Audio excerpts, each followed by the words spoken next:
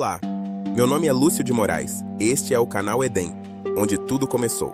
Aqui, usarei um avatar, porque os temas tratados não pertencem a um indivíduo, pertencem à espécie.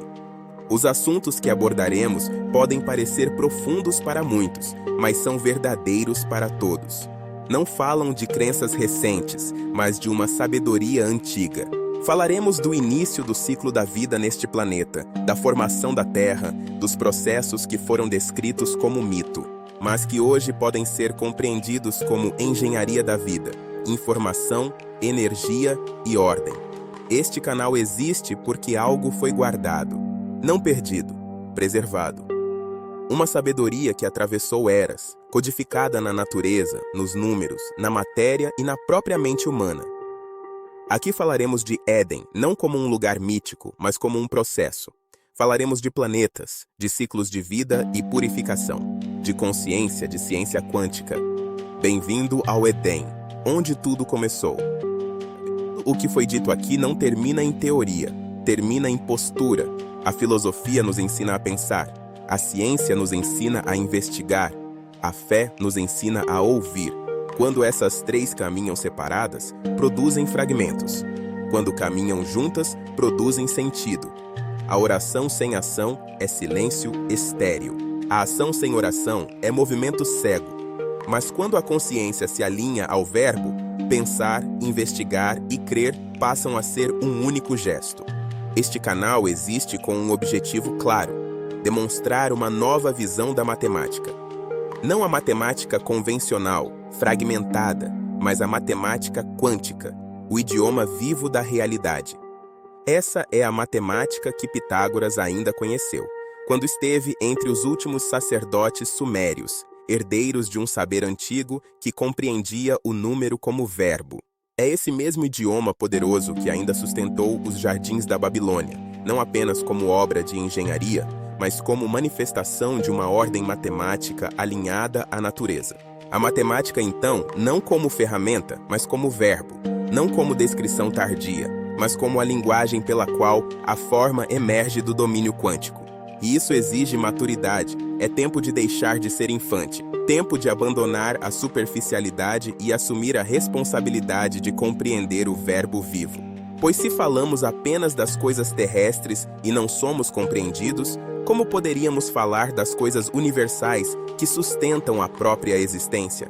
Este não é um canal para curiosos, é um canal para herdeiros, e herança só é entregue àqueles que estão prontos para compreendê-la e cuidar dela.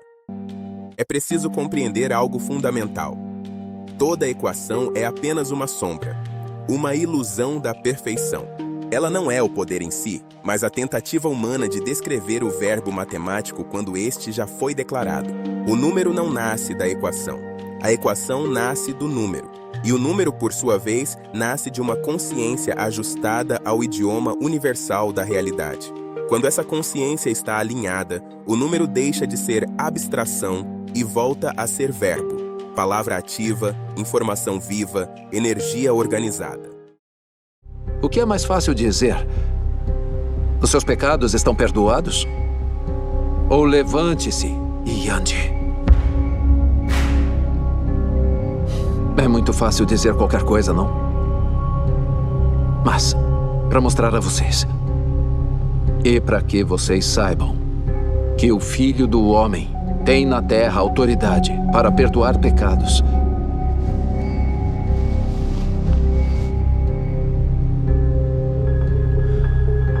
eu lhe digo, meu filho,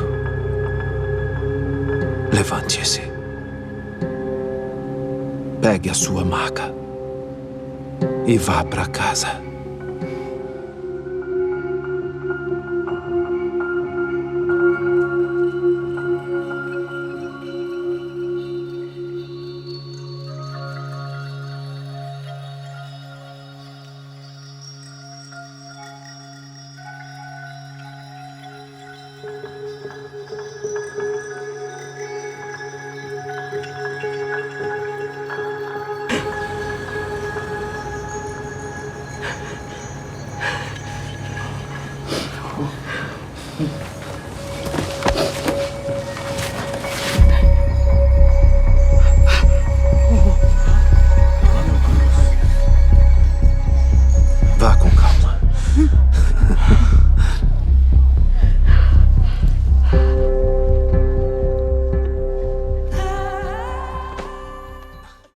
É nesse ponto que a física quântica toca o limite da linguagem moderna.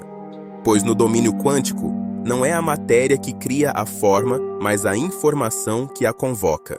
O verbo matemático, quando declarado por uma consciência em ressonância com esse idioma, possui o poder de tornar real, a partir do quântico, qualquer forma na matéria. Não como magia, mas como ordem, a equação descreve, o verbo vivo dá a forma e a vida. E aquilo que hoje chamamos de ciência, talvez seja apenas o primeiro passo para reaprender a falar corretamente o idioma da natureza.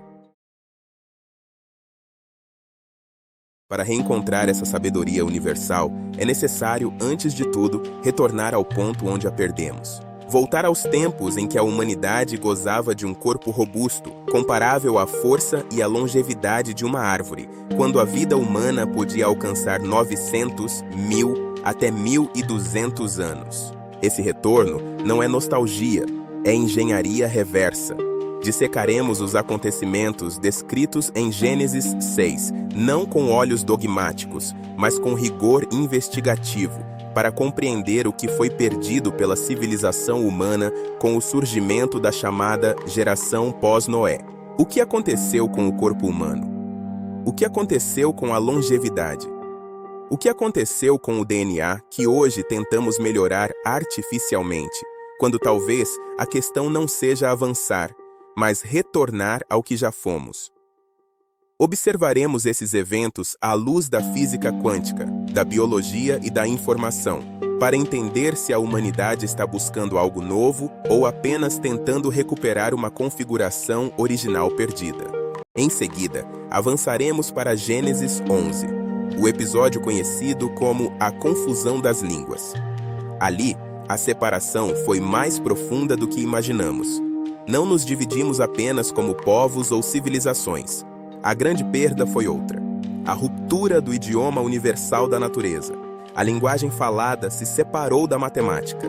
A palavra se afastou do número. E dois caminhos distintos surgiram onde antes havia um só idioma. O linguista Noam Chomsky já nos ensinou que existe uma linguagem inata na mente humana. E aqui afirmamos algo além. Todos os idiomas falados hoje na Terra são apenas vestimentas culturais de um único e poderoso idioma universal, do qual fomos separados no episódio de Babel. Percorreremos então os grandes marcos dessa história: Enoque, Noé, Nabucodonosor e sua estátua colossal, Abraão e os muitos faraós do Egito. E compreenderemos por que homens considerados sábios, José, Moisés, Salomão e o próprio Jesus, o Cristo, tiveram de passar pelo Egito. Não por acaso, mas porque o Egito foi, por milênios, o porto inicial da sabedoria em nosso planeta, onde matemática, astronomia, arquitetura, linguagem e espiritualidade ainda caminhavam juntas. Tudo isso nos conduz a um ponto inevitável. É tempo de recuperar o que é nosso por herança. É tempo de reconhecer o idioma universal. Não como crianças diante do mistério, mas como herdeiros diante daquilo que sempre nos pertenceu.